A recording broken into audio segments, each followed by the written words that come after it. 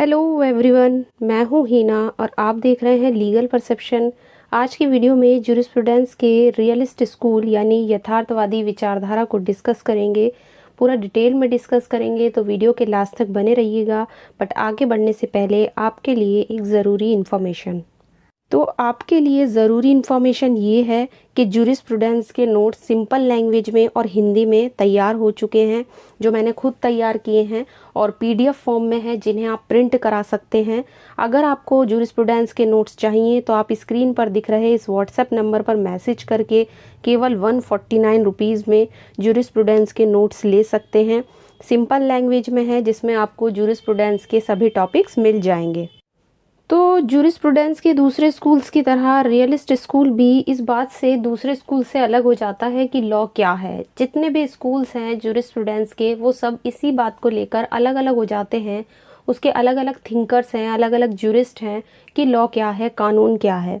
अगर बात करें रियलिस्ट स्कूल की, तो रियलिस्ट स्कूल के अकॉर्डिंग कानून वह है जो न्यायाधीशों द्वारा अपने निर्णय में दिया जाता है, यानी जजेस जो भी जजमेंट देते हैं वही लॉ है, ऐसा मानना है रियलिस्ट स्कूल का।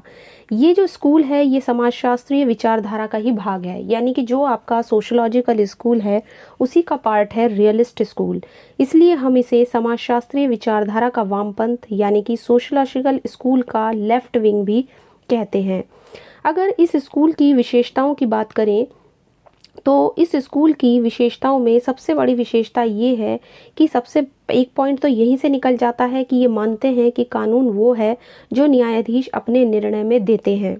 इसके अलावा दूसरी इम्पॉर्टेंट इसकी जो विशेषता है वो ये है कि ये 20वीं सदी की शुरुआत में उभरने वाले कानूनी सोच का एक बदलाव है, यानी 20वीं सदी में जो कानूनी सोच उभर कर आई थी उसी के बदलाव को ये दिखाता है ये स्कूल। इसके अकॉर्डिंग कानून को समझने के लिए जो जजेस हैं उनके जजमेंट, जो भी वो जजमेंट देते हैं और उनका उस जजमेंट को देने में उनका क्या रोल होता है, इस बात पर ये स्कूल जोर देता है।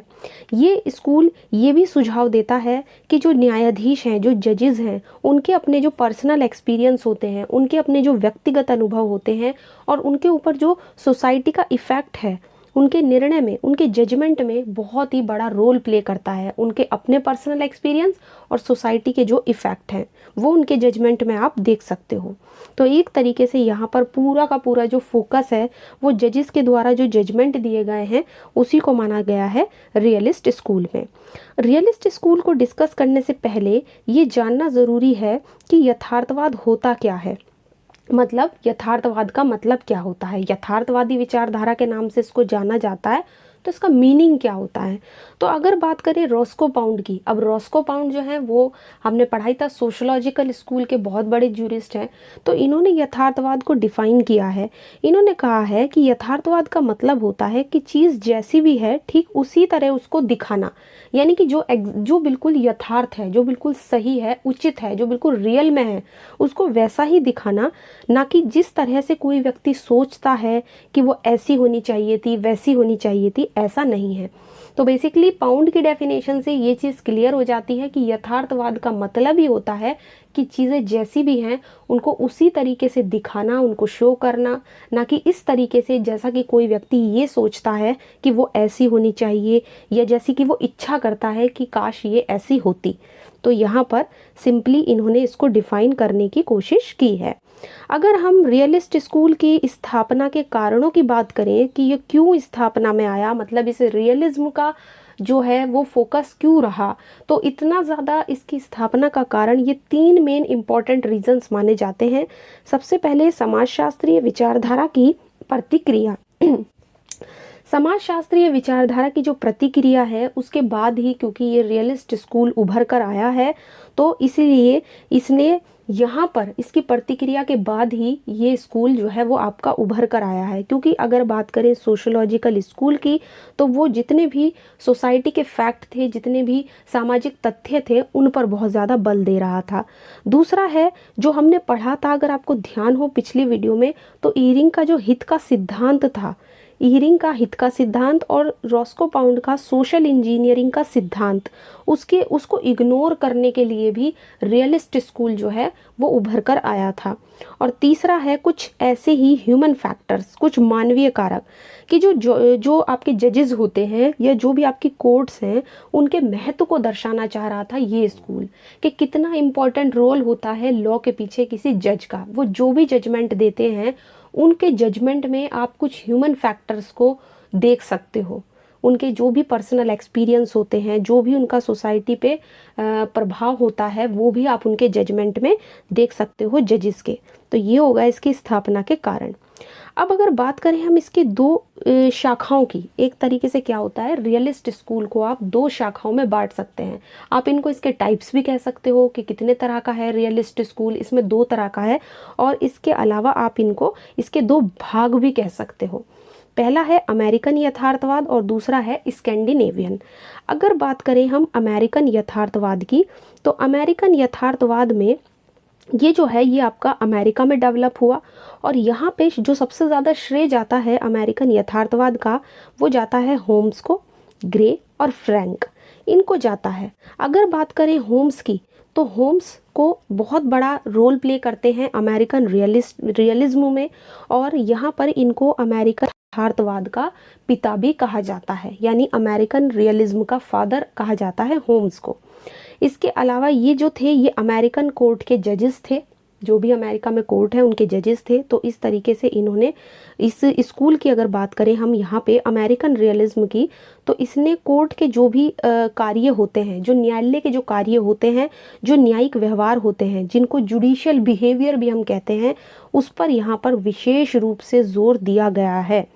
यानी कि जो भी जजेस, जो भी कोर्ट में काम चलता है, जो भी कोर्ट में जजेस, जो भी उनका जुडिशियल बिहेवियर होता है, उनके पर्सनल एक्सपीरियंस होते हैं जजेस के, वो सब दिखाई देते हैं उनके जजमेंट में, और लॉ भी वहीं से आता है। ग्रे कहते हैं कि कानून वह है जो न्यायाधीश घोषित करते हैं, यानी कि जो न्यायाधीश घोषणा करते हैं वही लॉ है, ऐसा कहना है ग्रे का। और होम्स कहते हैं कि हमारे जो भी जजेस के जो भी अपने पर्सनल एक्सपीरियंस होते हैं, जो भी उनके तर्क वितर्क होते हैं, उस पर इन्होंने ज़्यादा जोर दिया है। तो एक तरीके से आप देख सकते हैं कि जो फोकस है वो जजेस के ऊपर और उनके जो भी जजमेंट्स हैं उसके ऊपर है।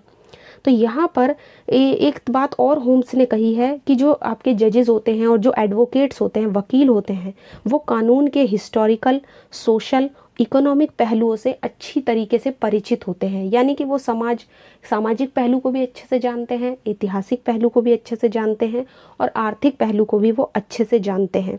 तो ये सारी बातें उन्होंने कही हैं।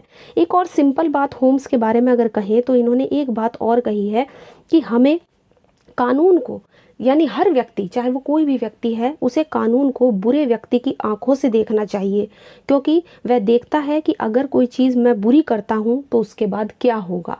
तो ये सिंपल बात एक होम्स ने कही है कि हमें कानून को बुरे आदमी की नज़र से देखना चाहिए।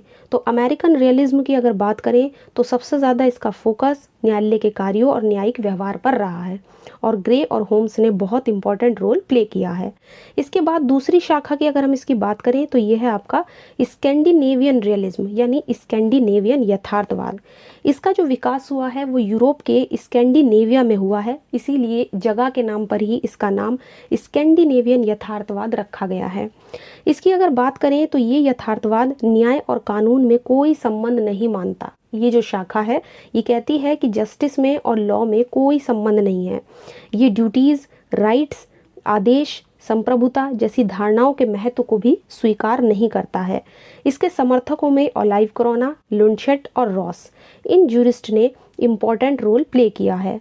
इसके अलावा अगर बात करें, तो इसमें एक और जूरिस्ट हैं, वो है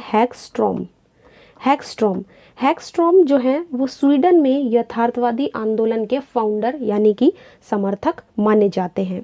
तो यहाँ पर आप देख सकते हैं कि यूरोप के स्कैंडिनेविया के नाम पर ही इसका नाम स्कैंडिनेवियन पड़ा है, और इनका जो उद्देश्य था वो कानून की आध्यात्मिक नींव की आलोचना करना था, और इम्पोर्टेंट जूरिस्ट का नाम ध्यान रखना है। और ये न्याय और कानून में कोई संबंध नहीं मानता है, जो आपका स्कैंडिनेवियन यथार्थवाद है। और कर्तव्य, अधिकार जैसी जो धारणाएं हैं, इनके महत्व को भी ये स्वीकार नहीं करता है। तो इस तरीके से जो दोनों ही आपके ये जो टाइप्स हैं, दोनों ही जो शाखाएं हैं आपकी, अमेरिकन यथार्थवाद हो या स्कैंडिनेवियन यथार्थवाद हो, तो दोनों एक तरीके से कुछ बातों की वजह से अपने अलग अलग हो जाते हैं। और जितने भी जूरिस्ट हैं वो आपको ध्यान रखने हैं, और कुछ ज़्यादा मतलब इतना ज़्यादा आपको इसको लेकर कंफ्यूज नहीं होना है। टाइप्स ध्यान रखने हैं, इसकी स्थापना के कारण ध्यान रखने हैं, यथार्थवाद का मीनिंग क्या है, और ये विचारधारा बेसिकली बात किस पर करती है और किस चीज़ पे सबसे ज़्यादा जोर देती है। तो यहाँ पर आप देख सकते हैं आज की वीडियो में हमने जो भी डिस्कस किया है वो है आपका रियलिस्ट स्कूल। और इस तरीके से आपके जितने भी जूरिस्प्रूडेंस के स्कूल्स हैं वो कंप्लीट हो जाते हैं। और अब आने वाली वीडियोस में हम जो भी जूरिस्प्रूडेंस के दूसरे टॉपिक हैं, जैसे कि स्टेट है, सॉवरेनिटी है, और आपके जो दूसरे अदर टॉपिक हैं वो भी एक एक करके वीडियो में डिस्कस करेंगे। तो चैनल पे जुड़े रहिएगा, और आज की वीडियो अगर पसंद आई है तो इसको लाइक कर दीजिए, शेयर कीजिए, और अगर चैनल पे नए हैं तो चैनल को सब्सक्राइब कर लीजिए। इसके अलावा आप हमें टेलीग्राम पर ज्वाइन कर सकते हैं, जहां आपको कई सारे नोट्स और PDF मिल जाएंगी। तो मिलते हैं नेक्स्ट वीडियो में।